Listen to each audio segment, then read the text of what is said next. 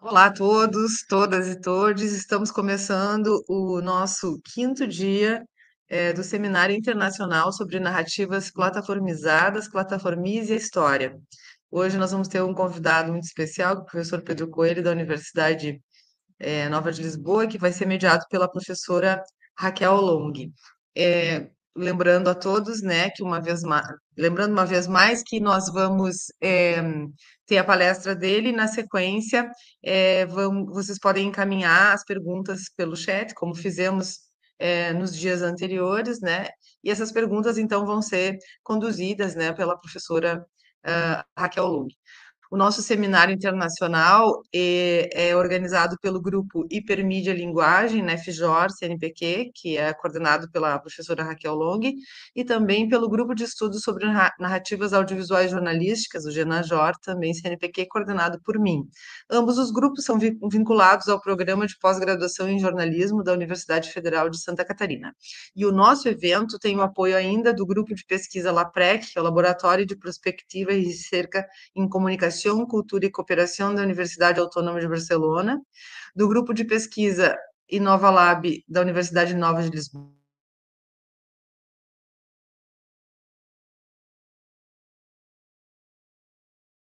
a rede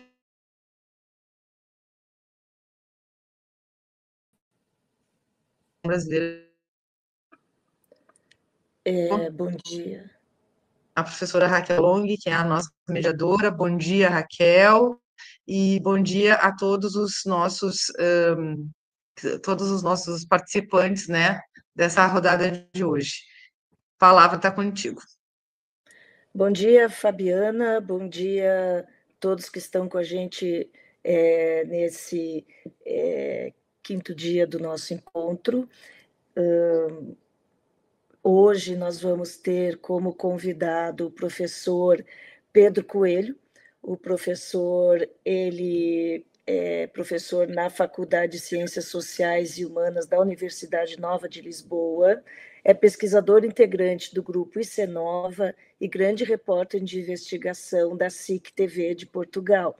O professor Coelho também é autor de diversos livros e artigos científicos sobre jornalismo de investigação, reportagem, ensino de jornalismo e jornalismo de proximidade. O professor recebeu diversos prêmios também de jornalismo, incluindo 2 prêmios Gazeta, e foi finalista do Prêmio Daphne Caruana Galizia, o principal prêmio europeu de jornalismo de investigação. O professor também presidiu o 5º Congresso dos Jornalistas em janeiro de 2024. O professor também é meu co-orientador no meu estágio pós-doutoral aqui na Universidade Nova de Lisboa, e a fala do professor será sobre a investigação jornalística e os desafios do visual, as soluções visuais ao alcance do jornalista que tornam o jornalismo de investigação uma possibilidade nas plataformas visuais, como responder ao desafio de tornar o invisível visível. Então, eu dou as boas-vindas ao professor Pedro Coelho, mais uma vez agradecendo a sua presença conosco aqui, e, desde logo, então, lhe passo a palavra, professor. Muito obrigado, é um prazer estar convosco. Eu agradeço desde já o convite que me fizeram para estar aqui presente. Faço, obviamente, mesmo com muito gosto, e é também um prazer estar a poder colaborar com a professora Raquel na sua extraordinária investigação e no seu estágio pós-doutoral aqui na Universidade Nova de Lisboa. Bom, eu de facto, o meu perfil aponta muito para o jornalismo de investigação.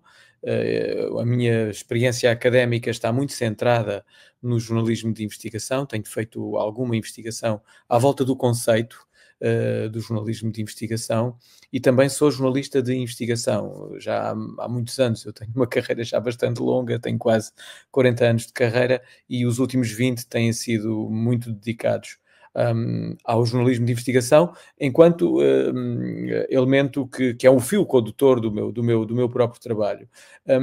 E ainda por cima eu sou jornalista de televisão, o que, do ponto de vista do jornalismo de investigação, cria aqui um conjunto diverso de dificuldades, porque o jornalismo de investigação é quase como que uma contradição com as plataformas visuais. No fundo, aquilo que o jornalismo de investigação, enquanto base, enquanto gênese, tenta fazer é desocultar. Ora, a televisão, o jornalismo visual, vive da força da imagem, e tudo aquilo que o jornalismo de investigação tenta fazer é contrariar aquilo que a televisão exige que seja efetivamente real. Ou seja, não há jornalismo visual sem imagem, daí que, se nós não queremos que o jornalismo de investigação fique excluído das plataformas visuais, temos de fazer um esforço, diria, grande, do ponto de vista da adaptação, do conteúdo, à especificidade, à exigente especificidade das plataformas visuais. Esse esforço é o esforço que me bate, é aquele pelo qual eu tenho lutado nos últimos anos. Eu, inclusivamente, tenho um seminário de mestrado aqui na Universidade Nova de Lisboa, muito centrado nos desafios do visual. Aliás, o título desta minha intervenção aqui neste webinar, e a partir da minha experiência enquanto jornalista e do meu estudo enquanto académico, eu tento casar duas realidades que à partida estão divorciadas. Ou seja, por um lado, a imagem, a necessidade e o envolvimento e a exigência da imagem; por outro lado, o jornalismo de investigação, que tem na sua essência o desafio de desocultar. Ora, como é que nós tornamos o invisível visível? É nesse sentido, porque, de facto, aquilo que o jornalismo de investigação se encarrega de fazer é escrutinar poderes, sejam eles quais forem, por um lado. Por outro lado, se há interesses escondidos, interesses ocultos, o jornalismo de investigação esforça-se por revelar esses interesses ocultos. É esse, de facto, o desafio do jornalismo de investigação, e nós não podemos impedir de exercer o jornalismo de investigação nas plataformas visuais. Eu regresso um pouco apenas à gênese do conceito, apenas para que todos estejamos sintonizados com aquilo que efetivamente estamos a falar. Porque há ainda, em alguns países da Europa, incluindo em Portugal, uma grande dúvida, porque a primeira tentação que qualquer académico ou qualquer jornalista tem é dizer: mas que carga d'água é esta de estarmos aqui a fazer uma diferença entre o jornalismo de investigação e o jornalismo cotidiano? Há muitos autores que insistem em dizer que todo o jornalismo é jornalismo de investigação, no sentido em que, se não houvesse uma dose de investigação associada ao jornalismo, o jornalismo não seria propriamente jornalismo. Há, aliás, dois autores, os primeiros que escreveram sobre o jornalismo de investigação a nível global, o Anderson e o Benjaminson, que ainda nos anos 70, nos ecos do Watergate, em 1976, escreveram um livro, o primeiro livro sobre jornalismo de investigação, como digo, publicado à escala global, e nesse livro magnífico de 1976, chamado mesmo Investigative Journalism, os dois autores o que escrevem é um pouco isso. Eles começam o livro com uma provocação, exatamente esta que vos dizia. Ora, se o jornalista de investigação, se o jornalista não fizesse investigação, não seria um jornalista, seria um estenógrafo. Contudo, os autores imediatamente ultrapassam esta provocação e começam a detalhar de uma forma muito enfática o conceito de jornalismo de investigação. Há um outro autor que eu gosto muito de citar, porque acho que tem a frase absolutamente determinante para nós percebermos a diferença entre o jornalismo de investigação e o jornalismo cotidiano. É o David Randall, que numa reedição do seu livro Universal Journalism, ele colocou essa frase. Eu creio que essa frase faz bem a síntese da diferença entre o jornalismo de investigação e o jornalismo cotidiano. Ele diz que o jornalismo de investigação começa onde para o jornalismo cotidiano. Porquê? Porque o jornalismo de investigação tem o tempo, goza do privilégio do tempo que o jornalismo de cotidiano, com a pressão de publicar, não tem. Então há determinadas matérias, o próprio silêncio das fontes oficiais, quando o jornalista anda atrás de uma notícia e se depara com a barreira das fontes oficiais que não querem dar respostas, aí o jornalismo cotidiano obrigatoriamente tem de travar. Não consegue avançar porque tem de publicar, tem a pressão de publicar. E é nesse momento, diz-nos o David Randall, e eu concordo, e é nesse momento que entra em cena o jornalismo de investigação, aquele que goza do privilégio do tempo, goza do privilégio do método. Ou seja, o que está em causa aqui, mais do que o tempo, é o método e também o perfil do próprio jornalista. O jornalista que se entrega e que vai ao fundo da questão, como diz o Dean Starkman, que levanta as pedras e que percebe o que está por baixo das pedras. Este exercício é o exercício que está por detrás da tal desocultação, que é de facto a essência do jornalismo de investigação. Há diferenças efetivas entre o jornalismo de investigação e o jornalismo cotidiano, e essas diferenças centram-se muito na ideia de que o jornalismo de investigação precisa de ter uma prova à prova de bala para ser efetivamente sustentado. Ou seja, se o jornalismo de investigação não tiver essa prova à prova de bala, pode sucumbir, porque se os interesses desocultados protestam de forma enfática. E o que acontece verdadeiramente é que a história sucumbe depois de ser publicada ou emitida se não tiver essa tal prova à prova de bala. E sucumbe porque primeiro, desde logo, porque os interesses relevantes que o jornalismo de investigação desoculta são interesses que, de uma forma muito clara e efetiva, pressionam os jornalistas, incluindo com processos judiciais. Só para que saibam, eu agora terminei uma investigação com mais dois jornalistas. Estivemos durante 8 meses a investigar um determinado empresário e fizemos 3 investigações em 3 momentos diferentes durante estes 8 meses. E na sequência dessas investigações nós tivemos uma pressão inacreditável da parte dos advogados deste empresário e das pessoas a ele ligadas, e tem sido um martírio lidar com esta pressão, dos pedidos de direito de resposta, das decisões da ERC. A ERC é a entidade reguladora da comunicação social, que é o regulador para a comunicação social em Portugal, que tem opiniões muito vincadas sobre a necessidade dos visados de se sentirem magoados ou incomodados com as matérias que são publicadas nos jornais e emitidas nas televisões e nas rádios, e então a ERC habitualmente dá razão a estas figuras que o jornalismo de investigação desoculta. E nós temos de fazer um esforço enorme para ir ao fundo da prova, para conseguir provar à ERC que estas figuras efetivamente não têm razão. Há uma primeira camada de pressão, se quiserem, que é a camada de pressão que estas pessoas fazem junto da ERC, e depois há uma segunda camada de pressão. Nesta investigação nós ainda não estamos perante ela, já sabemos que vamos estar, porque já tivemos esse relato da parte dos interesses desocultados. A segunda camada de pressão são os processos judiciais. Ora, se a prova não for à prova de bala, é certo que o jornalismo sucumbe e acaba por não ter o impacto que é absolutamente determinante no jornalismo de investigação. Mas eu faço aqui um salto para irmos diretamente para algumas soluções que eu, ao longo desta última fase da minha carreira, tenho encontrado, juntamente com uma equipa extraordinária com quem eu tenho tido o privilégio de trabalhar. Quando as histórias são efetivamente muito fortes, nós não podemos deixar que elas, na plataforma visual, não tenham a mesma força. Nós, em 2022, tivemos acesso, através de um conjunto de investigadores digitais, tivemos acesso a um conjunto de manifestações de ódio de forças de segurança portuguesas, a PSP, a Polícia de Segurança Pública, e a GNR, a Guarda Nacional Republicana, portanto operacionais, cerca de 600 das duas forças, em diversos grupos fechados no Facebook, faziam comentários de ódio, comentários que o espectro é largo, vai desde o racismo, comentários racistas muito, muito, muito pesados, até às ligações diretas a partidos de extrema-direita em Portugal. Através desses comentários, que este grupo de investigadores inicialmente entraram nos grupos fechados a partir das credenciais de polícias e de elementos da GNR, instalaram-se nesses grupos fechados e recolheram muita informação.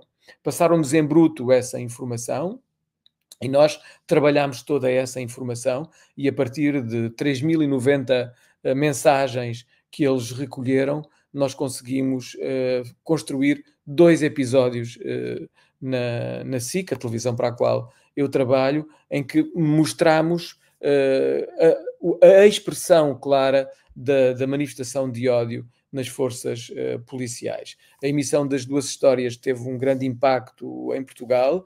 Foram abertos processos contra os agentes que estavam identificados nesta investigação, e nós tivemos também a consequência, o impacto foi extraordinário, eu não me recordo de nunca ter tido um impacto tão forte quanto este, mas depois também tivemos o outro lado negativo do impacto. Somos arguidos em 3 processos judiciais. A figura do arguido aqui em Portugal é uma figura que serve para proteger a pessoa que está a ser investigada pela Justiça, mas também é um estatuto que é limitador da ação cidadã das pessoas, ou seja, eu de facto sou arguido em 3 processos, num deles já fui mesmo formalmente acusado pelo Ministério Público e o julgamento irá acontecer em breve. Eu e um outro camarada meu fomos acusados de difamar um determinado agente da PSP que estava identificado na nossa base de dados. Ora, o que eu vos vou mostrar agora é qual era o elemento central nesta investigação. O elemento central na investigação eram os posts que estas pessoas publicavam no Facebook. E o que é que nós fizemos para dar força a este elemento central? O que nós fizemos foi pegar nos posts e construir cartazes de 1 metro por 70 centímetros, cartazes retangulares, que colocámos numa zona absolutamente destruturada, uma zona, vocês vão ver agora, vamos passar esse pedaço desta investigação. Aquilo que fizemos basicamente foi, nessa zona absolutamente estruturada do ponto de vista, é uma zona urbana, industrial, destruída, e nós fomos colocar os cartazes nessa destruição. Tentámos criar aqui um ambiente que é um ambiente muito próximo daquilo que simbolicamente pode ser o ódio, não é? A história tem um nome muito curioso, chama-se Quando o Ódio Veste Farda. Fomos buscar o título do filme Quando o Diabo Veste Prada, portanto pegámos no título, demos-lhe uma volta e demos-lhe este título. Eu acho que, curiosamente, acho que é um título feliz, não é? Quando o Ódio Veste Farda, porque falamos de forças da segurança, quer PSPs, quer GNRs. Portanto, este primeiro pedaço que vos vou mostrar, aliás não é são 3, vamos vê-los de seguida porque não há forma também muito simples de estarmos aqui a parar. Eu depois faço um comentário aos 3 pedaços no fim, mas basicamente aquilo que estes pedaços nos trazem são 2 coisas. Por um lado, os cartazes com os posts, com as publicações destas figuras agigantados, não é? E esses cartazes colocados no tal cenário decrépito que vos estava aqui a tentar descrever. E porquê? Porque os cartazes e as publicações são a verdadeira força desta investigação. Portanto, eu peço à professora Fabiana que passe então aqui o primeiro, Quando o Ódio Veste Farda.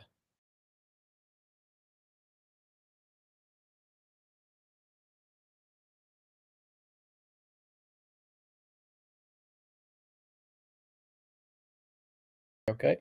Bom, este foi o primeiro pedaço que eu vos quis trazer aqui para percebermos exatamente quais foram as soluções que nós encontramos para ultrapassar os constrangimentos do visual. Ou seja, a história, que é uma matéria interessante, nós não tínhamos grande dúvida.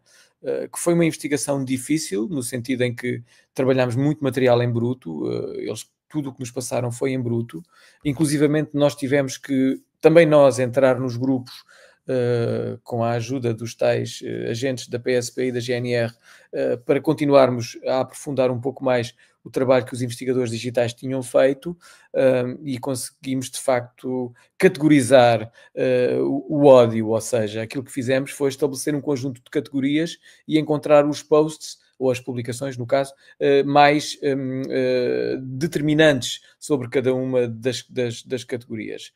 E depois identificámos apenas, como se vê ali, todos aqueles que foram dirigentes sindicais ou ainda são dirigentes sindicais. Há uma figura central, isto é o primeiro episódio, nós fizemos 2 episódios, há uma figura central neste primeiro episódio, é um agente da PSP da esquadra do Cacém. O Cacém é uma cidadezinha muito próxima de Lisboa, da periferia de Lisboa, é uma zona pesada, digamos assim, à realidade portuguesa, naturalmente. E essa figura, esse Luís Filipe dos Prazeres Maria, era alguém que destilava ódio nas redes sociais, e é também essa figura que nos pôs um processo por difamação, porque entendia que nós tentámos falar com ele não quis, ele recusou dar-nos uma entrevista, e aquilo que o Ministério Público alega é que ele tinha tido, tem direito a fazer-se ouvir, mesmo admitido o Ministério Público que ele prescindiu desse direito quando lhe foi necessariamente dado, porque o jornalismo, desde logo, tem necessariamente de saber lidar com o contraditório. Nós fizemos, mas o Luís Filipe dos Prazeres Maria, esse tal agente da PSP da esquadra do Cacém, não nos quis dar entrevista.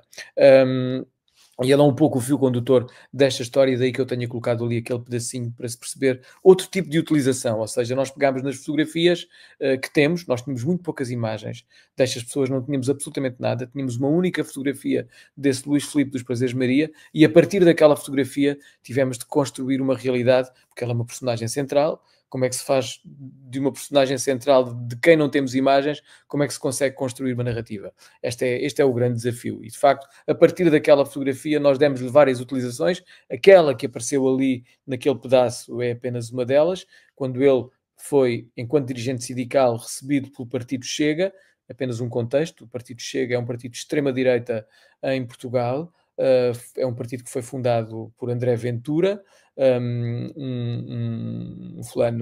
um político que veio de um partido do espectro democrático, do Partido Social Democrata, mas que se radicalizou, e é um partido muito idêntico, pelo menos ele assim o tenta, à União Nacional Francesa, à Frente Nacional da Marine Le Pen. Aliás, a Marine Le Pen é a grande figura endeusada pelo André Ventura aqui em Portugal, e ele tenta seguir-lhe os passos. É de facto um partido de extrema-direita, e há uma adesão muito grande por parte das forças de segurança a estes ideais de extrema-direita aqui em Portugal, muito definidos e defendidos pelo André Ventura. O André Ventura elegeu como inimigos principais dos portugueses de bem, é assim que ele classifica todos aqueles que se revêem nas ideias do Chega. Ele elegeu como inimigos principais dos portugueses de bem os ciganos. Nós aqui em Portugal temos uma comunidade cigana que é tem mais de 500 anos, os ciganos em Portugal. Portanto, os ciganos são uma comunidade muito pequenina, ainda assim, estão cá há muitos anos, mas são uma comunidade muito pequenina, cerca de 50 a 60 mil pessoas, não mais do que isso, mas o André Ventura elegeu-os como inimigo principal, e todas estas figuras destilam ódio nas redes sociais relativamente aos ciganos. E nós fomos para um bairro no Alentejo. O Alentejo é a zona de Portugal que tem mais ciganos. Nós fomos para um bairro do Alentejo, que é um bairro, como viram, aliás, nas imagens, absolutamente degradado. Levámos os cartazes e colocámos os cartazes no bairro e confrontámos as pessoas com aquilo que o Chega e o André Ventura anda a dizer, e os polícias e os elementos e os operacionais da GNR dizem sobre os ciganos nas redes sociais, em grupos fechados. O maior tormento de tudo isto é que estas pessoas falam desta forma entre eles. Este é o discurso que eles efetivamente cultivam entre eles. Esta história começava com uma frase. Esta é uma homenagem a todos os polícias e operacionais das forças de segurança que honram a farda. Ora, todos estes que aqui estão identificados efetivamente não honram a farda. Portanto, não há nenhuma intenção de denegrir a imagem das forças policiais, nada disso. Há apenas a intenção de denunciar aqueles que têm mais práticas, efetivamente mais práticas. Vamos passar agora para uma outra história, que é o assalto ao castelo, onde o desafio é diferente. Há um conceito que eu cunhei nesta lógica dos desafios do visual, que chamei metáfora visual. Isto envolve-nos, eu vou ser claro, depois eventualmente espero que haja perguntas sobre este conceito. É um conceito complexo, muito complexo, no sentido em que, a partir deste conceito, o jornalista de investigação visual pode criar uma narrativa que transporte a matéria para um mundo que não é propriamente real.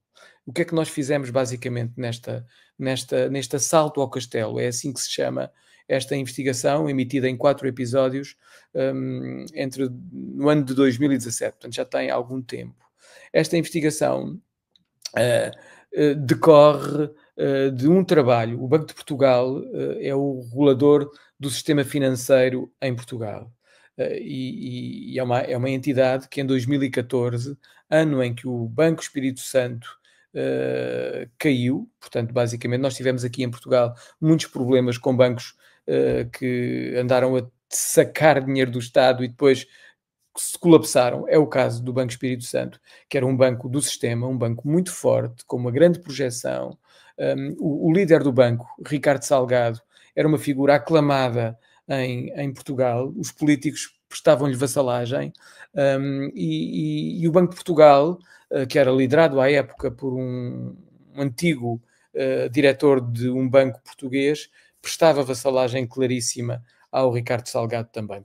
Prestava vassalagem a quem deveria regular e supervisionar.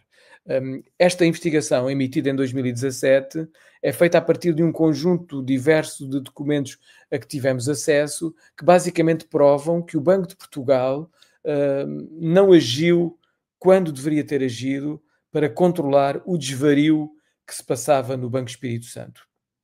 Porquê? Porque a figura do Ricardo Salgado era muito presente na sociedade portuguesa, ele tinha um séquito de políticos que ele controlava e o Banco de Portugal não teve a coragem de intervir mais cedo do que aquilo que acabou. Eles só intervieram em 2014. Os documentos que eu aqui exibo nesta investigação são documentos de 2012 que demonstram que o Banco de Portugal estava absolutamente marcado, ou seja, já se sabia em 2012 que o Banco de Portugal, que o Banco Espírito Santo não era aquilo que o Ricardo Salgado dizia que ele era e que todo o país acreditava que ele era. O Banco de Portugal era a única entidade que sabia e não teve nenhum cuidado em agir mais rapidamente, levando o país trazendo problemas muito reais e complexos a Portugal. Ora, o que é que eu quero dizer com esta investigação? Nós chamámos-lhe Assalto ao Castelo, porque a principal fonte desta reportagem, este é o privilégio de nós termos às vezes fontes verdadeiramente extraordinárias, que nos dão matéria sem exigirem nada em troca. O meu contacto com esta fonte começa em 2015 e é alguém extraordinariamente bem documentado, que nunca me exigiu absolutamente nada. Com base em informação que essa fonte me prestou, eu já consegui fazer 2 grandes investigações. É de facto alguém muito influente em Portugal. Nós obviamente nunca revelámos nem revelaremos a identidade dessa fonte, mas à conta da informação que nós conseguimos provar que essa fonte nos passa, nós conseguimos construir, como digo, 2 grandes investigações. Esta é uma delas, o assalto ao castelo. E o assalto ao castelo porquê? Esta fonte descreve o Banco de Portugal, o tal regulador / supervisor da banca em Portugal, descreve-o como sendo um castelo, uma realidade absolutamente inacessível. É como se fosse um mundo dentro do nosso pequeno mundo que é Portugal. É um mundo fechado, onde só o governador do Banco de Portugal parece ter verdadeiramente acesso e controlar, a partir daquele mundo fechado, toda a realidade financeira em Portugal. E o que é mais extraordinário é que aquilo que nós fizemos nesta investigação em 2017 foi um assalto ao castelo, ou seja, nós entramos nesse mundo fechado e fomos buscar documentação que prova que o Banco de Portugal deveria ter agido mais cedo no caso do BES, do Banco Espírito Santo.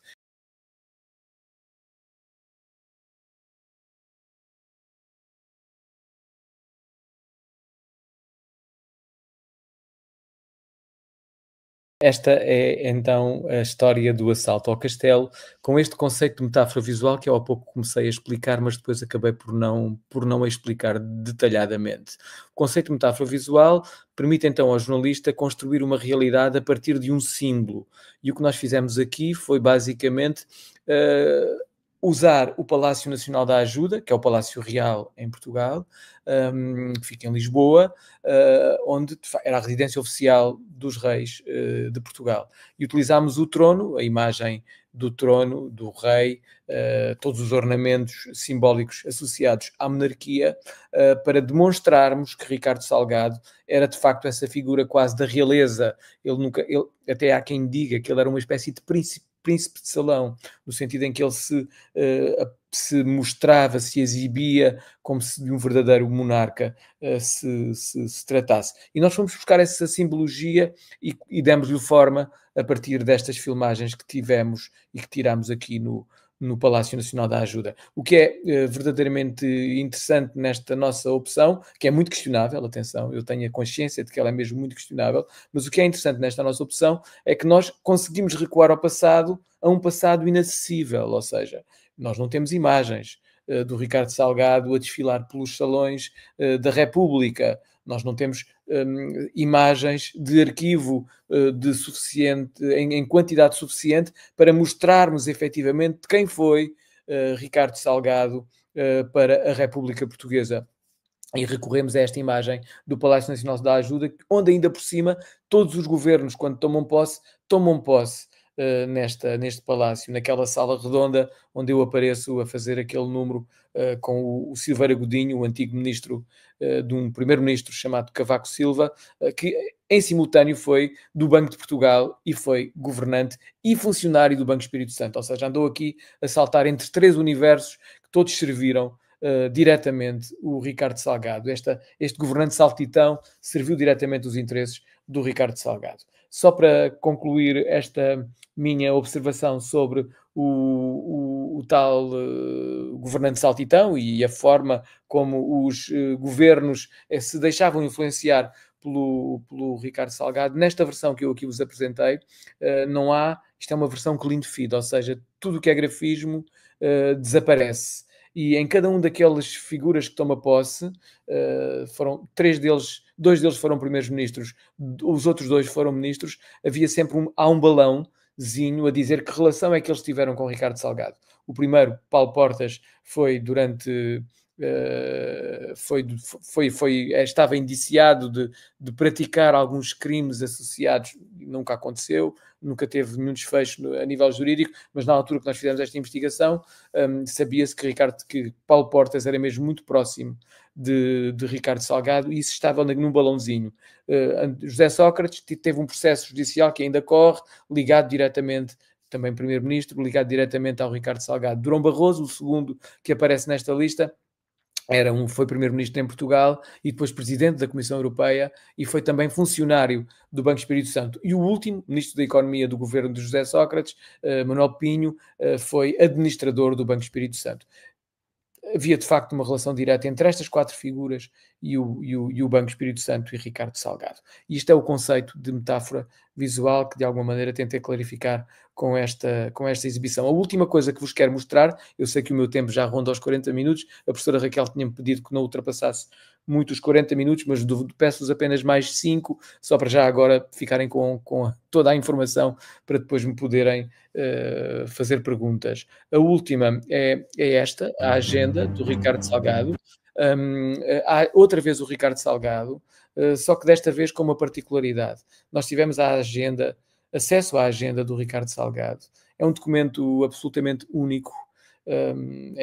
Foi um exclusivo, eu diria mesmo um grande exclusivo, e a partir da agenda do Ricardo Salgado, e são 2.268 dias absolutamente retratados, porque ele era um homem que trabalhava muito no detalhe, ele tinha muito cuidado naquilo que escrevia na agenda, mas escrevia muitas coisas, e nós a partir da agenda do Ricardo Salgado reconstruímos a rede de relações do Ricardo Salgado. Percebemos quem foram os políticos que mais apareceram no gabinete do Ricardo Salgado, e depois fizemos um match entre os políticos que apareciam no gabinete e as coisas que efetivamente aconteciam nos dias subsequentes à ida dos políticos ao gabinete do Ricardo Salgado. Foi um trabalho hercúleo, demorou praticamente um ano a ser feito. Foi feito por 4 jornalistas, eu e mais 3, mas foi um trabalho de todos aqueles que eu fiz nestes quase 40 anos de carreira, aquele que mais me desafiou e o que me deu mais gozo. Qual é que é aqui a ideia? O objeto principal é a agenda. E nós trabalhamos toda esta reportagem a partir da agenda. Fizemos uma reconstituição também que levantou muitos problemas e gerou muita confusão e muita discussão entre nós. Nós optámos por fazê-la, mas ainda hoje eu recebo críticas, seguramente justas, pela nossa opção, também recebo muitos elogios, mas o que é que nós fizemos? Nós começamos a narrativa, que nós vamos ver exatamente o arranque, começamos a narrativa com um ator muito parecido com o Ricardo Salgado, e este ator aparece na casa que foi da família do Ricardo Salgado. Curiosamente, a casa que foi da família do Ricardo Salgado é também a casa que tinha tido como donos, anteriores à família do Ricardo Salgado, os familiares do poeta, um grande poeta português chamado Alexandre O'Neill. Portanto, há aqui uma ligação que nós fazemos neste arranque entre a poesia de Alexandre O'Neill e o Ricardo Salgado. Nós contratámos um ator para fazer de Ricardo Salgado e contratámos também um outro ator para fazer a voz. É um imitador, um extraordinário imitador português que faz todas as vozes. Contratámos-lo para fazer a voz do Ricardo Salgado e pusemos essa voz a ler um poema do Alexandre O'Neill. Como digo, a família do Alexandre O'Neill também tinha sido proprietária da casa, que foi também casa da família do Ricardo Salgado. Bom, creio que com esta explicação vão conseguir perceber o que eu vou mostrar agora.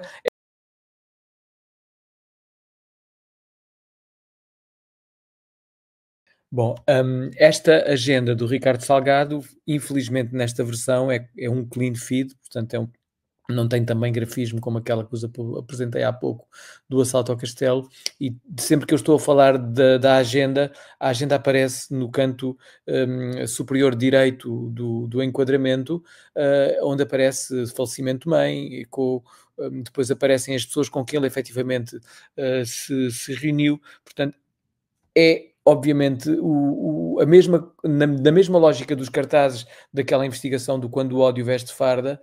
Esta agenda tem como objeto principal a agenda, e por isso nós valorizamos este objeto, demos-lhe muita força visual, e é a partir da agenda que tudo se constrói, com esta circunstância de, no arranque da reportagem, da investigação, aparecer esta tal reconstituição com o ator a fazer de Ricardo Salgado e com o ator a fazer a voz do Ricardo Salgado. Isto depois gerou também um podcast de 6 episódios. Este aqui, a versão visual, tinha 4 episódios. Fizemos 6 episódios num podcast que teve muito mais impacto, curiosamente, do que o impacto que esta versão visual teve. Pronto, ainda assim deu-nos imenso trabalho, foi uma investigação muito longa. Gostei imenso de me envolver nesta investigação, mas não teve o impacto, e esse é outro drama do jornalismo de investigação. O David Randall também nos dizia que se a história não for uma história de primeira página, o melhor é nem fazeres, porque o jornalismo de investigação, ao jornalismo de investigação interessa sobretudo o impacto que cria.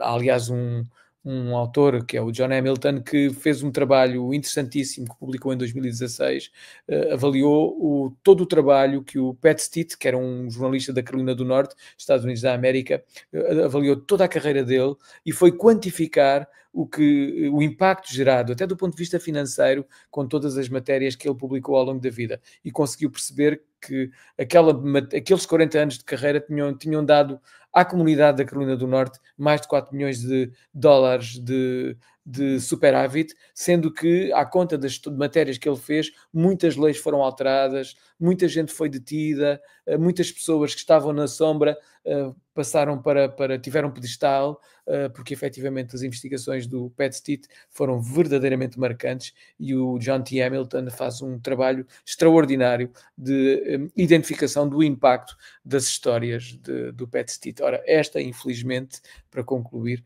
não teve, na sua versão visual, o impacto que eu imaginava que pudesse ter tido. Ainda hoje não tenho uma explicação. A única coisa que eu sei é que esta história revelou um conjunto de políticos portugueses, gente muito marcante da República, gente muito influente, revelou um conjunto de políticos portugueses que estavam mesmo muito próximos do Ricardo Salgado. Dizer que a responsabilidade da queda do BES é exclusivamente do Ricardo Salgado é uma falácia absoluta. Há muita gente que andou a comer à mesa do orçamento, como dizemos aqui em Portugal. E fico-me por aqui. Certo. Professor Pedro, muito obrigada pela sua fala e por ter nos mostrado esses vídeos do seu trabalho, enfim, da sua equipa na SIC, e todas essas histórias e ideias tão interessantes. Nós estamos, a nossa audiência no YouTube está preparando algumas perguntas, eu tenho certeza, mas eu desde logo queria começar lhe perguntando, professor, na verdade eu tenho duas questões, vou colocar uma e depois coloco a outra. A primeira é que o professor começou falando sobre a dificuldade que é, ou enfim, que há um certo paradoxo que há, não é, entre o jornalismo investigativo, não é, que seria quase uma contradição em relação às plataformas visuais, né? E realmente todos esses tipos de contradições a gente tem presenciado nas plataformas que o ciberjornalismo tem utilizado, mas eu queria dirigir a minha pergunta para uma coisa bem específica. Como o professor vê a SIC e outros mídias portugueses que produzem jornalismo investigativo na sua relação com as plataformas? Há nas plataformas um espaço para distribuição também dos conteúdos investigativos? Eles chegam a sair do meio televisão para as plataformas? Por outro lado, também, as plataformas serviriam como um meio de divulgação do jornalismo investigativo realizado pela mídia portuguesa? É uma pergunta muito interessante, não tenho nenhuma dúvida sobre isso. Eu acho que é um desafio que está ainda por resolver em Portugal.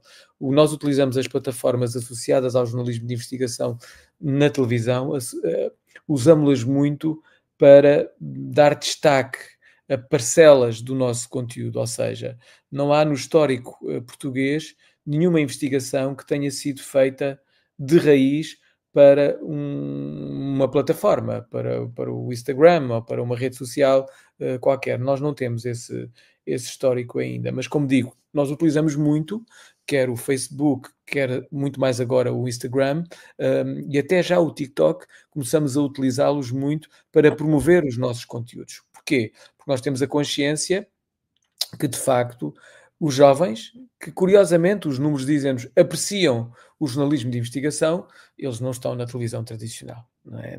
A televisão generalista, Portugal deve ser o último resistente a nível da Europa, porque a televisão generalista está a perder telespectadores todos os anos. Só para lhe dar um exemplo, nós há 10 anos, uma grande reportagem com estas características era vista por 2 milhões de pessoas, sem nenhuma dúvida. Em Portugal, com a nossa realidade, era vista por 2 milhões de pessoas. Atualmente, se chegar ao milhão, já é extraordinário. Já é um resultado fabuloso. Portanto, a televisão generalista está a perder espectadores que estão diretamente a transitar para o streaming.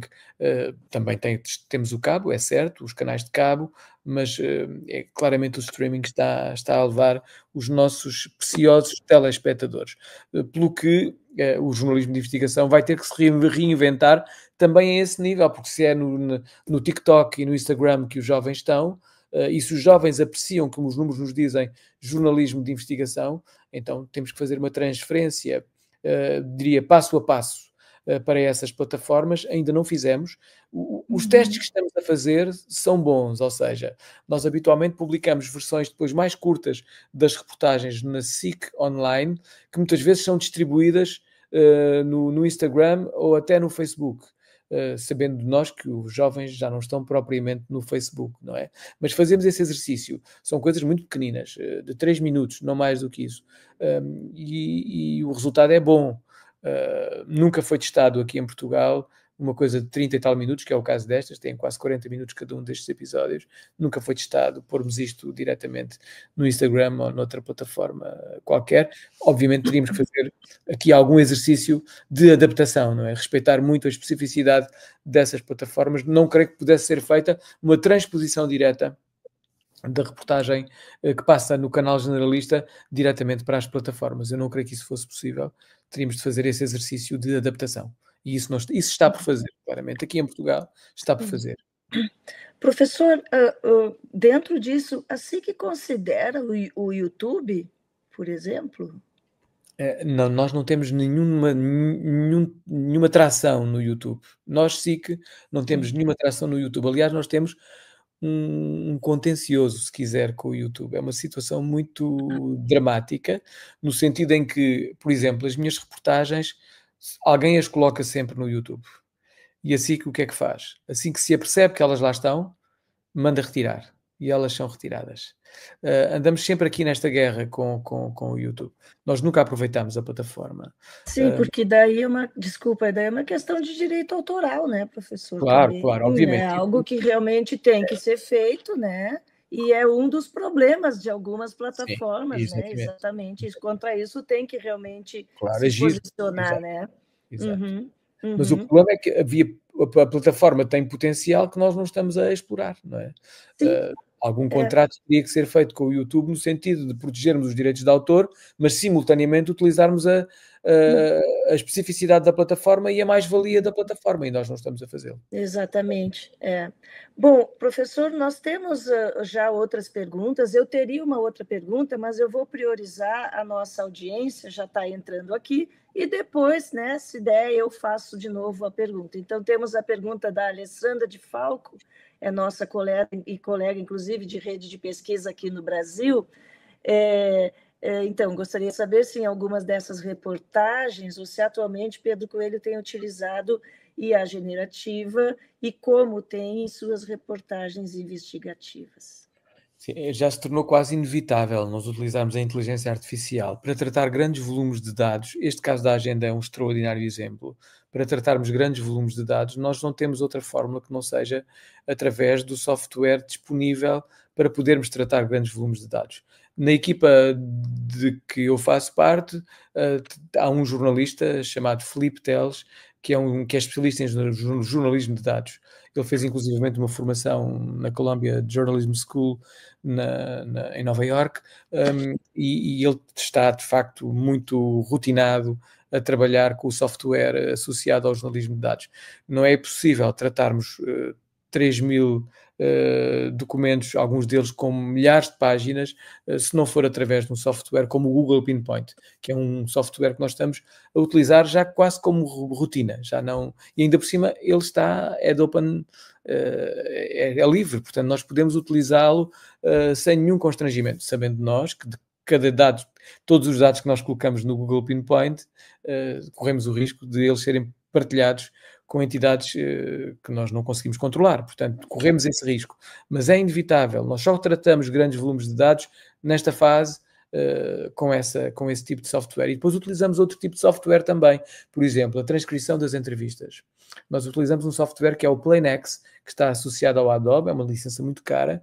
Nós, felizmente, na SIC temos. e isso tornou o nosso trabalho já muito mais facilitado. Eu demorava, há 3 anos, não é? Antes deste software existir, eu demorava horas a desgravar entrevistas de 1 hora. Eu faço entrevistas muito longas e faço muitas entrevistas para cada uma das reportagens. Eu demorava horas a desgravar cada uma das entrevistas. Imagino o que seria se eu tivesse... Chega a ter 30 entrevistas por reportagem. Imagino o que é estar a transcrever 30 entrevistas de 1 hora cada uma. Felizmente que o Playnex me resolve isso em minutos, não é? E é um trabalho verdadeiramente extraordinário. O que se ganha para fazermos outras coisas através da inteligência artificial é absolutamente determinante. Portanto, eu sou um adepto grande da inteligência artificial com esta particularidade. Eu entendo e estou consciente dos riscos, mas revejo-me muito numa frase de uma jornalista do New York Times, num podcast que eu ouvi há uns meses, em que ela basicamente dizia que eu não estou preocupada com a inteligência artificial, porque a inteligência artificial pode construir textos a partir de tudo aquilo que eu já escrevi, mas não consegue escrever um texto a partir daquilo que eu ainda não escrevi. Portanto, parece-me que esta ideia é uma ideia que me sossega, de alguma maneira, porque me permite olhar para o futuro e pensar, ok, eu posso tirar da inteligência artificial o melhor que ela me pode dar, estando obviamente consciente dos riscos, e ao nível da academia, por exemplo, isso é uma questão muito clara, porque nem sempre nós conseguimos saber até onde é que os alunos vão para fazerem os próprios trabalhos utilizando as ferramentas de inteligência artificial. Certo, eu gostaria só de... Bom, temos outra pergunta, eu ia enganchar uma pergunta aqui ainda sobre IA, mas temos aqui uma pergunta da Stefane Machado. Professor, você acha que o jornalismo visual em Portugal sabe aproveitar o potencial da metáfora ou ainda pouco usa esse recurso? Usa muito pouco. Aliás, nós na SIC eu creio que seremos a única televisão em Portugal a utilizar este conceito da metáfora visual, porque eu como digo, ele tem riscos. Riscos no sentido em que, de repente, podemos agarrar-nos excessivamente à metáfora e construir quase uma realidade paralela, não é? E temos que ter consciência de que a metáfora tem limites. E eu confesso, eu às vezes entusiasmo-me tanto com a ideia da metáfora que ando... Que me deixe condicionar um pouco por ela, neste caso concreto do Trono. De repente, vocês não sei se perceberam, mas eu de repente já começo a escrever para a força daquelas imagens. Já falo do Ricardo Salgado enquanto rei, enquanto monarca, dos ornamentos, ou seja, há aqui um conjunto de situações que me parecem verdadeiramente complexas, não é? Portanto, temos que saber quais são os nossos limites e às vezes isso é humano, nós entusiasmamos-nos e o efeito da metáfora perde-se porque cai no ridículo, ou seja, a fronteira é muito tenue. De repente nós começamos a perceber que resvalamos muito rapidamente para o cadafalso, não é? E é preciso termos a consciência de que a metáfora é para ser utilizada com muito, muito, muito, muito cuidado. Eu creio que tenho conseguido, mas eu próprio tenho dúvidas se terei conseguido sempre de cada vez que eu utilizei. E para responder diretamente à pergunta, em Portugal ela é muito pouco utilizada. Em termos de narrativa, e antes que entre a próxima pergunta, só comentando a resposta do professor, para mim me pareceu que a metáfora conseguiu nos dar ao público, e a gente ouviu e assistiu um pouco, né, esses trechos, mas eu acho que ela nos permitiu talvez até uma imersão maior com o relato, sabe? Logo me veio isso à cabeça, assim, quando eu estava vendo e ouvindo a narrativa que o professor apresentou. Eu acho que esse pode ser um grande papel da metáfora, né, de nos ajudar mesmo nessa imersão com o relato, né? Enfim, sim. Apenas... A intenção é mesmo essa, eu acho que é mesmo essa, mas pronto, mas nem sempre eu creio que seja que o efeito seja alcançado, não é? Isso. Bom, temos outra pergunta que tinha... Podem colocar, pessoal, por favor, na tela? Então, professora doutrinadora, o jornalismo investigativo veiculado via redes sociais encontra apoio financeiro via anúncios? Há interesse das marcas em financiar esse jornalismo? Bom, eu posso falar um bocadinho sobre a realidade portuguesa, que é aquela que eu de facto conheço, embora tenha ao longo do tempo trabalhado muito e estudado muito a realidade norte-americana, que é em tudo diferente da realidade portuguesa. Nós temos um mercado muito frágil, mesmo muito frágil. Nós estamos a atravessar um problema que todas as duas grandes crises do século XXI, associadas ao jornalismo, nós vivemos-las aqui muito intensamente. A crise da viragem do século, com a revolução digital, teve um impacto absolutamente esmagador no nosso frágil mercado, e depois a crise do subprime em 2006, 2007, ou 2007, 2008, para ser mais preciso, teve de novo um impacto muito violento no jornalismo, e acabou por ter sérias repercussões no jornalismo de investigação. As duas grandes crises do século XXI tiveram grandes repercussões, e depois a crise da pandemia, a terceira, se quisermos, não é?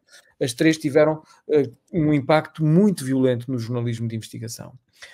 E nós temos outra realidade aqui em Portugal que convém estarmos atentos a ela, que é, não há mecenato, ou seja, nós não temos um regime fundacional como existe nos Estados Unidos da América, disposto a apoiar o jornalismo de qualidade e o jornalismo de investigação.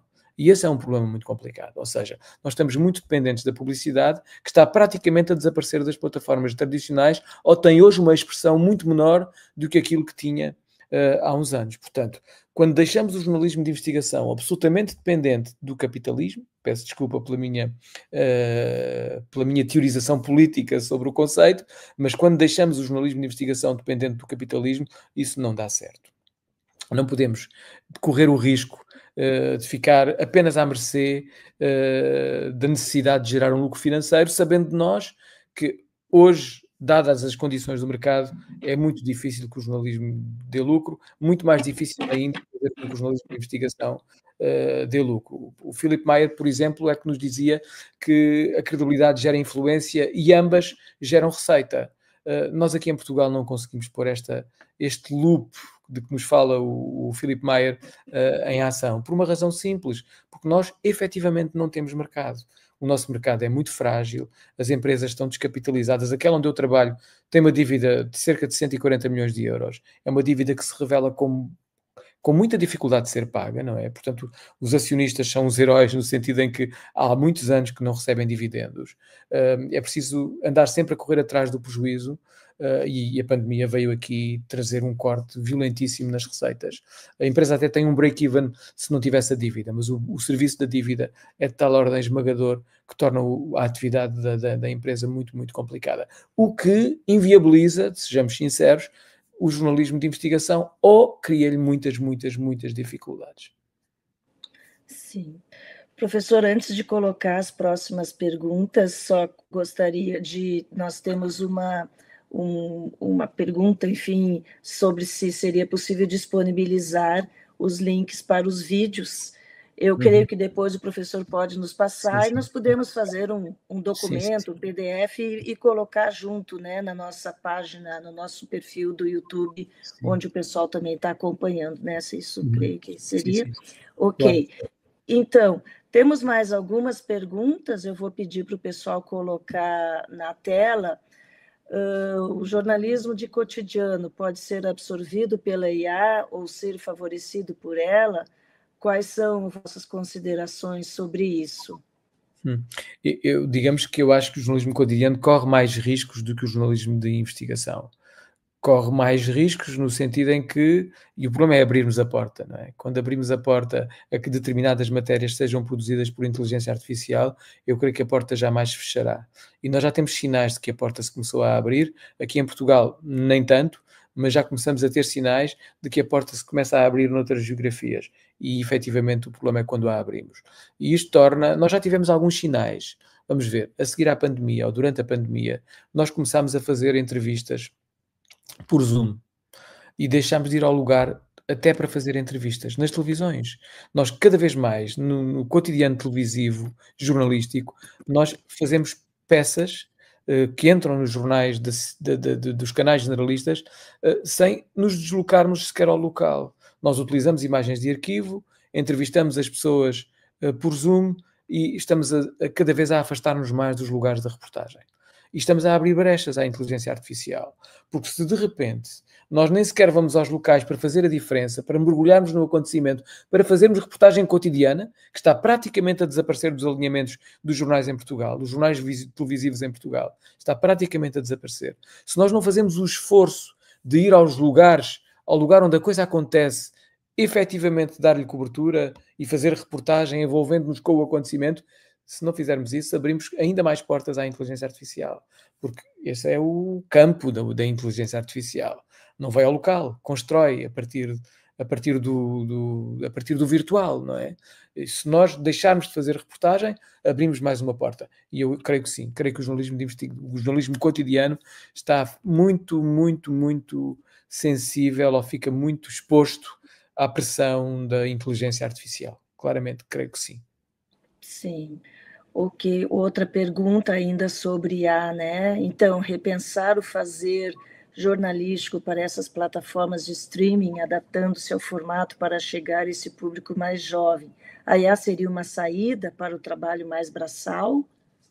Eu aqui, sinceramente, lá está. Eu sou, como já perceberam, um adepto da inteligência artificial enquanto ferramenta de apoio ao jornalismo. Não posso aceitar que a inteligência artificial se transforme numa máquina produtora de conteúdos. Isso, no jornalismo, até onde eu conseguir evitar, eu evitarei. Percebem? Uma coisa é utilizar a inteligência artificial para tratar volumes de dados que eu de outra forma não conseguiria tratar. Outra coisa é eu pedir à inteligência artificial que me construa um determinado texto para eu publicar. Eu até posso pedir à inteligência artificial que me diga, estou a pesquisar este fulano, diz-me aí quais são as grandes linhas sobre este fulano ou esta fulana. Isso eu posso fazer, trabalho de pesquisa.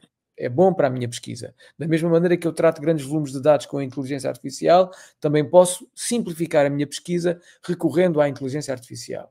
Mas tudo aquilo que a inteligência artificial produzir, eu terei de ser um verificador. Não posso permitir que a inteligência artificial seja a minha única fonte para um determinado trabalho. Eu tenho de verificar aquela informação. Portanto, eu creio que a inteligência artificial é um instrumento, não é um produtor de conteúdos para exibição ou publicação. Isso eu, sinceramente, como digo, resistirei até onde conseguir resistir. Portanto, utilizar a inteligência artificial com esse objetivo, como estava aqui nesta pergunta, eu creio que eu resistirei até onde conseguir, como digo. Certo, professor. Temos agora uma pergunta do Wagner Concha, só ressaltando a presença da nossa audiência, né? O Wagner é nosso aluno no nosso programa de pós-graduação em jornalismo, assim como a Ivone, que fez as perguntas sobre IA, e a Stefane também, que são nossos, inclusive, as duas são componentes do nosso grupo de pesquisa, né? E as professoras colegas que também fizeram perguntas. Então, a pergunta do Wagner: o jornalismo investiga mais instituições públicas? Há diferenças entre fiscalizar os setores público e o privado, organizações privadas, ou métodos e constrangimentos, assédio judicial são os mesmos? Uhum. Bom, de facto, o jornalismo de investigação, por tradição, está muito sintonizado com a investigação de más práticas muito associadas ao serviço público. O que não significa que nós não investiguemos o setor privado, sobretudo se aquilo que está a ser investigado tiver efeitos diretos no Estado, no Estado, no país, se quisermos. Portanto, aí sim, por exemplo, o Banco Espírito Santo era uma entidade privada com reflexos diretos, quer na política, quer na economia. Portanto, sim, é legítimo nós investigarmos entidades privadas, estando nós conscientes que, em termos de constrangimentos, como fala o Wagner, o assédio judicial é muito mais efetivo, complexo e duro quando nós trabalhamos, quando nós investigamos entidades privadas. Isso aí é muito maior, não tem comparação. Eu já fiz várias investigações apenas ligadas ao setor público e nunca tive as repercussões nem a pressão que as do setor privado me trazem. Isso, aliás, aquela investigação que eu terminei agora com esses dois colegas, como há pouco eu falava, é uma investigação a um empresário, portanto, setor privado absoluto, mas também à forma como eles intervêm na esfera pública, com contratos públicos que eles ganham de forma fraudulenta, etc. E isso está a gerar, como digo, uma reação em termos judiciais muito violenta. Portanto, eu faço muito essa diferença. A reação da esfera pública é muito diferente da reação da esfera privada. A esfera privada é muito mais agressiva na reação. Certo. Realmente são questões com as quais a gente se depara diuturnamente no nosso trabalho de verificar como está se dando, né, todos esses nossos objetos, enfim, nas plataformas. Pergunto se a professora Fabiana gostaria de fazer uma pergunta, se temos mais perguntas da audiência, porque já estamos também nos encaminhando, né, daqui a pouquinho para o final. Na verdade, gostaria de parabenizar o professor pela excelente exposição de hoje, inclusive com os exemplos que sempre nos dão uma ilustração mais efetiva das coisas, das questões que são colocadas quando a gente consegue trazer, né, o material, a materialidade, né, da produção.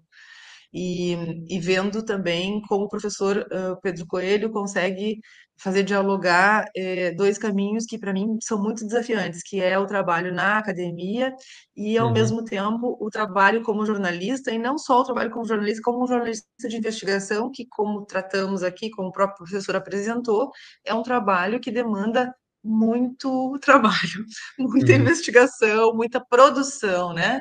Então, gostaria de parabenizá-lo também por isso, por esse caminhar, né, junto, que é muito desafiante e com a qualidade que nós vimos ali, né, de tanto estética quanto da própria apuração, com dados e com informações muito bem costuradas, né? Eu gostaria mais era de propor, na verdade, não é bem uma pergunta, mas é uma provocação no sentido de pensarmos juntos. Talvez a gente não tenha respostas para isso, mas não deixa de ser necessário saudar a existência da investigação jornalística de fôlego em televisão nos tempos atuais, porque, como bem colocou a Raquel já no início das perguntas, nós estamos vivendo um momento de uma tendência para o enxugamento, para a transformação, esse achatamento das narrativas, né? Tudo muito superficial, rápido, para agradar, para estar dentro do timing do consumo, da audiência, que tem mostrado que caminha muito nesse sentido de consumir vídeos curtos, e os alunos até eles referem que não só os vídeos são curtos, como eles ainda são vistos em velocidade dupla, né, acelerada. Tal é o sentido de urgência e de falta de elaboração e de paciência, tanto nessa ideia de consumir, quanto de compreender o que está sendo dito, né? Ontem falávamos aqui, professor, de como a gente enxerga, aí um pouco da minha visão também, assim, a gente enxerga um comprometimento da própria qualidade da narrativa contemporânea, porque narrar é a gente organizar os nossos sentidos, e se a gente tem visto cada vez mais essa tendência da aceleração, então cabe nos perguntar que tipo de narrativa estamos produzindo sobre nós próprios, que tipo de reflexão o jornalismo, que é um dos grandes narradores contemporâneos, está produzindo a respeito da experiência contemporânea, né? E nesse sentido, então, é que eu queria entender, assim, um pouco da dinâmica dessa produção lá na TV aberta, né? Porque custa caro, a gente já falou aqui do financiamento, nós não temos um público, então, tão robusto, né? Cada vez, talvez, tenhamos um público mais, como os alunos dizem, no Brasil, eles dizem mais nichado, né? Mais segmentado, que se interessa por esse tipo de narrativa, e, ao mesmo tempo, demanda do sujeito e das equipes, né, de trabalho, muito envolvimento para a produção, para depois haver esse exibimento. Então, haver a exibição desse produto. Então, eu pergunto, temos esses exemplos que o professor trouxe aqui e muito bem assim colocou, mas será que a gente vai conseguir sustentar essa dinâmica essa rotina produtiva dentro das redações, especialmente na TV aberta, que é onde o senhor trouxe, mas nas redes sociais, ou será que nós vamos caminhar para talvez nativos digitais que se especializem nisso e que consigam, de alguma maneira, manobrar esse sustento financeiro versus um produto mais sofisticado esteticamente?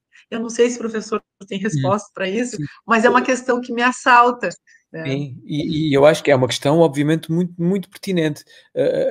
Eu, sinceramente, acho que podemos ter. Eu sou um pouco, às vezes, eu não sou otimista por natureza, mas há determinados traços da minha personalidade que me apontam para o otimismo. E para responder à sua pergunta, eu tenho de expressar alguma dose de otimismo neste sentido. Eu creio, muito sinceramente, que é possível estabelecermos aqui, e eu acho que o futuro do jornalismo de investigação num país como Portugal passa por isso. Nós já estamos a ensaiar essa situação na SIC, que é impossível a SIC pagar um trabalho destes sozinha. O que é que nós começámos a fazer?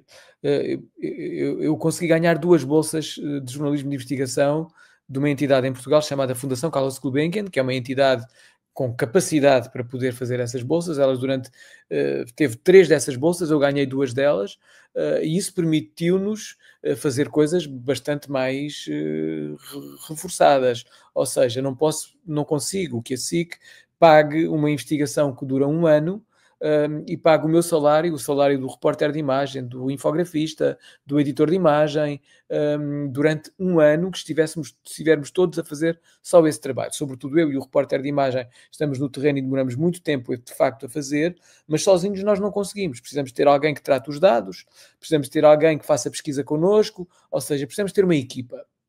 E para essas 2 bolsas de jornalismo de investigação que eu ganhei, o que eu consegui foi ter uma equipa. E depois fiz uma articulação com o meu mundo, com o meu outro mundo, que é a academia. E conseguimos que aquela bolsa que nós tivemos, não estamos a falar de muito dinheiro, mas num dos casos foi cerca de 20.000 euros, no outro foi cerca de 12.000, portanto, ainda assim representa. E o que é que nós fizemos? Transformámos aquele valor em pequenas bolsas que nós atribuímos a alunos de jornalismo, que tinham sido meus alunos. Abrimos uma espécie de um mini concurso, envolvi uma outra professora, uma colega minha da faculdade, a professora Marisa Torres da Silva, e em conjunto nós desenhámos um esquema de atribuição de bolsas a antigos alunos que durante um período estiveram connosco a trabalhar. Eles acabaram por fazer as suas teses de licenciatura a partir do trabalho que fizeram connosco na investigação. Nós acompanhámos-los, portanto, fizemos-lhe essa tutoria, que é absolutamente fundamental para a progressão deles, e simultaneamente fizemos outro tipo de trabalho, que foi acompanhámos cientificamente o percurso deles ao longo daquele ano da investigação. Fizemos uma investigação sobre a extrema-direita na Europa, também com dinheiro da Fundação Carlos Gulbenkian, e tivemos as bolsas para os alunos. Portanto, demos-lhe uma tutoria a nível científico e uma tutoria a nível profissional. E eles saíram seguramente muito mais enriquecidos, até com algum dinheiro no bolso no final da investigação, porque conseguimos de facto atribuir-lhes uma bolsa. Fizemos isso em 2 investigações, exatamente nestes moldes, e agora o que estamos a fazer é um bocadinho diferente. Conseguimos que uma entidade, uma ONG portuguesa, conseguisse pagar o salário do tal jornalista de dados de que aqui vos falei, que é o Filipe Teles. Ele não é funcionário da SIC, mas não havia outra forma de o contratar que não fosse através de uma bolsa. E conseguimos que uma ONG se envolvesse nestas 2 investigações que fizemos, quer na agenda que eu aqui mostrei, quer na outra que terminámos agora. A mesma ONG pagou o salário do jornalista de dados que se juntou à nossa equipa. Ou seja, eu não posso de facto pedir à SIC que inclua na equipa uma outra pessoa, porque a SIC não tem como fazê-lo, não tem dinheiro para isso. Portanto, eu creio que podemos ter aqui o melhor de 2 mundos. Eu agora, inclusivamente, nós estamos a criar em Portugal uma coisa que chamamos Centro Português de Jornalismo de Investigação, que vai ser apresentada, ainda não foi, mas vai ser apresentada muito em breve, que vai estar ligado ao IC9, ao Instituto de Comunicação da Nova, que é o lugar científico no qual eu sou investigador integrado, vai ter essa ligação, e terá duas vertentes, terá duas estradas, se quiserem. Uma estrada científica, iremos receber alunos a quem tentaremos atribuir bolsa, recolhendo financiamento externo, para nós podermos, durante o período, orientar teses de mestrado e teses de doutoramento na área do jornalismo de investigação, e simultaneamente esses alunos serão nossos parceiros nas investigações jornalísticas que estivemos a desenvolver. Também com financiamento externo. Eventualmente estabeleceremos uma parceria com uma televisão, porque os custos de produção são tão elevados que não há nenhuma bolsa externa que consiga contemplá-los, mas se a televisão em causa, poderá ser aquela para a qual eu trabalho, tiver interesse em receber os nossos conteúdos, paga desde logo os custos de produção, mesmo que nós não tenhamos nenhum ressarcimento pela exibição do conteúdo. Mas como nós queremos muito que as coisas aconteçam, conseguimos dinheiro para ter os bolseiros, os jovens que façam investigações, quer do ponto de vista científico, quer profissional, connosco, bolseiros de mestrado e de doutoramento, e simultaneamente trabalharão connosco nas investigações. Portanto, todo o processo produtivo é pago por financiamento externo, todos os custos de produção associados à televisão, repórter de imagem, editor de imagem, infografista, hotéis e gasóleo, tudo isso para a propriamente dita investigação, todos esses custos de produção seriam suportados pela empresa. Eu creio que assim nós vamos conseguir não perder o ritmo, porque aquilo que nós temos estado a ver é que nós fazemos muito pouco disto em Portugal, porque nós não temos dinheiro para fazer. E assim talvez consigamos continuar a fazer. Basicamente é esse o desafio. Obrigada, professor, pelas palavras e também parabéns pela criação do centro. Que notícia muito alvissareira para nós recebermos e sabermos, né, no âmbito da academia aí. Muito bom mesmo. Obrigado. Enfim, muito bom. Acho que foi muito rico esse nosso encontro, né, com muitas informações e a troca de experiência, quer dizer, a experiência toda que o professor Pedro nos traz, eu acho que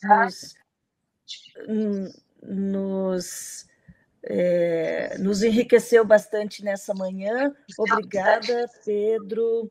Eu vou finalizando por aqui, agradeço a audiência. E amanhã temos, então, nosso último dia com o professor João Canavilhas. E, mais uma vez, professor Pedro, muito obrigada. Foi excelente esse nosso encontro. Foi um prazer. Muito obrigado. Muito obrigado mesmo. Sim, senhora. Obrigada, Tchau, pessoal. Obrigada a todos também. E até amanhã para todo mundo, né? Até amanhã. Tchau, tchau. Yes.